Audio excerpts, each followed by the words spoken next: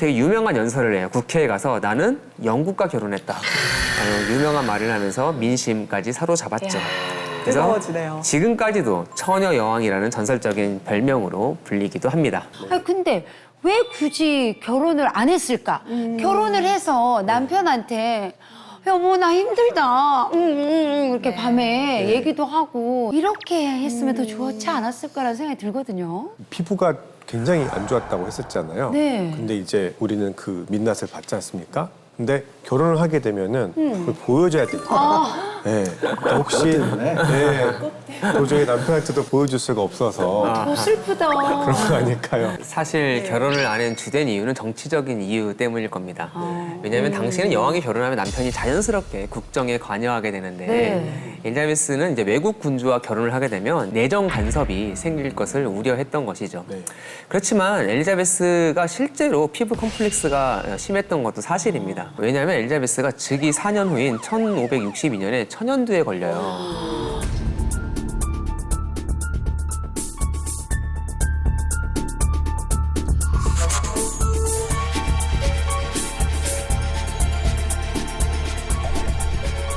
이렇게 듣고 보니까 뭐 제가 여자는 아니지만 화장을 두껍게 할 수밖에 없었겠다라는 또 이해도 되면서 아마 이제족을 이해가 되셨을 겁니다. 네. 그래서 화장품에 대한 집착이 심해지게 된 겁니다. 그럴 수 있죠. 네, 그런데 현대인인 우리의 시선에서 봤을 때는 아주 기상천외하고 일종의 엽기적인 방법으로 피부 관리를 하기 시작하는데요. 실제로 이 기록에 따르면요, 엘리자베스는 베네치아 세루스라고 해서 납을 섞은 파우더를 얼굴에 덕지덕지 발랐다고 합니다.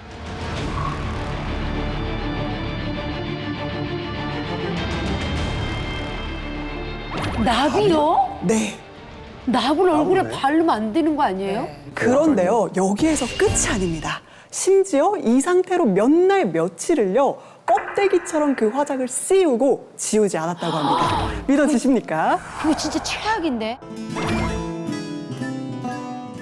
근데 피부가 갈수록 썩어가는 걸 왜 그냥 방치를 했을까요? 왜냐? 정치적으로 이 미모 전략을 계속해서 쓸 수밖에 없었거든요.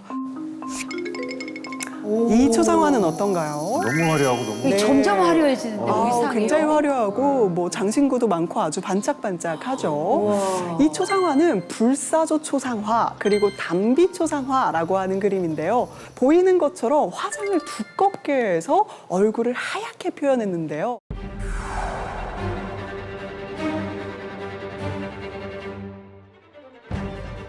이 하얗게 표현한 얼굴이 이 여왕이 가지고 있던 어떤 처녀성 그리고 신비성을 강조한 것이라고 보는 해석도 있습니다.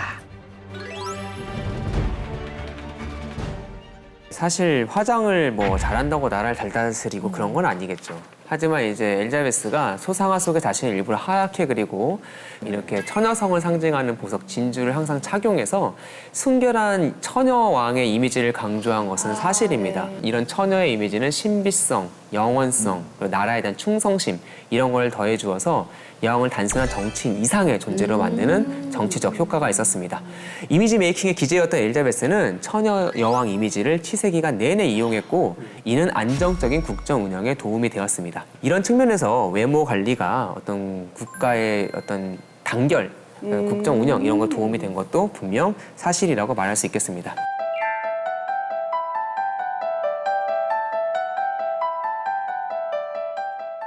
화장을 두껍게 하면 할수록 어찌됐든 간에 내가 국정에 나가야 되고 그 정치를 계속해야 되니까 아 이렇게 하다가는 내 얼굴이 계속 진짜 썩어 문드러지겠구나 알고 또 본인은 얼마나 괴롭겠어요. 네. 알지만 또 해야 되는 너무 슬픈 이야기예요. 그리고 지우기가 되게 싫었을 것 같아요. 지우면 또 보잖아요, 본인 얼굴. 그러니까 며칠 동안 네. 씻지 않고 그대로 정말 안 씻고 그냥 계속 버티다가 악순환이죠, 네. 악순환. 근데 이제 이렇게 이미지를 좀 잘 쌓아서 뭐 국가가 계속 성장하고 실제로 이제 발전을 했다면 사실은 이제 민낯을 드러내는 순간에는 그 모든 게 또 물거품이 될 수 있다는 불안감도 사실은 좀 있었을 것 같아요. 그러니까요. 얼마나 놀라고 배신감 느끼겠어. 아니 저 같아도 이런 상황까지 왔잖아요. 그러면 민낯을 공개하지 못하고 내 피부가 썩든 말든 그것보다 이 앞에 나갔을 때를 생각해서 이게 점점 더 화장이 두꺼워졌을 것 같아요. 네, 맞습니다. 그래서 이 엘리자베스 여왕의 외모 집착은요, 날이 가면 갈수록 더 심해질 수밖에 없었던 거죠. 우리가 이렇게 많은 엘리자베스 여왕의 초상화를 남겼음에도 불구하고 엘리자베스의 민낯, 즉 생얼을 볼 수 없는 이유도 바로 이것 때문인데요. 현대에 들어와서요, 전문가들이 이 초상화를 적외선으로 비춰보니까 바로 이렇게 눈, 코, 입을 아주 대대적으로 수정한 흔적들이 발견된 거죠. 아니 진짜 기본 스케치하고 완전히 이거 다른 얼굴이에요. 이건 완전히 무슨 사기 아닙니까? 게다가 지금 보면은 초상화마다 얼굴이 다 달라요. 네, 맞습니다. 그런데 이게 끝이 아니에요. 이것보다 더 충격적인 그림도 있습니다.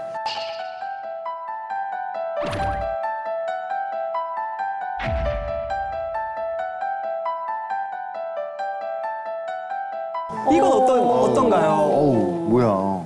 훨씬 나이가 더 들어 보이고 이전 그림보다. 네, 그럴 수도 있습니다. 막 벌써 이미 많이 여기 달라요. 피부가 막 회색빛이 네. 막 거뭇거뭇하고. 엄청 얼굴이 얼룩덜룩하고 네. 네. 많이 도네요. 지금까지 봐왔던 엘리자베스 여왕의 초상화와는 좀 다르죠. 실제 이 초상화에 대한 해석이 굉장히 분분한데요. 일단 미술계에서는요, 물감이 벗겨진 것이다 라고 보는 시선이 있습니다.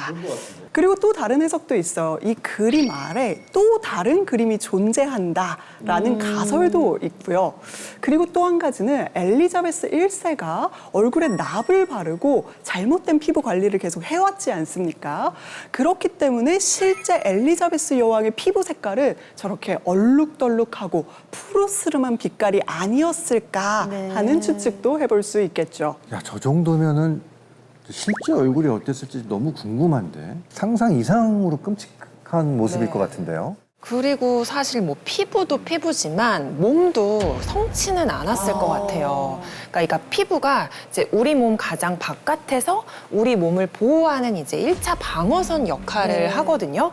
그래서 근데 피부 관리를 위해서 매일 뭐 납 같은 독을 썼다고 하면 이 단순히 피부 표면만 상하는 게 아니라 그게 이제 서서히 체내로 스며들어가서 뭐 신경계나 다른 여러 장기 전반에 이제 악영향을 미쳤을 가능성도 높을 것 같아요. 네.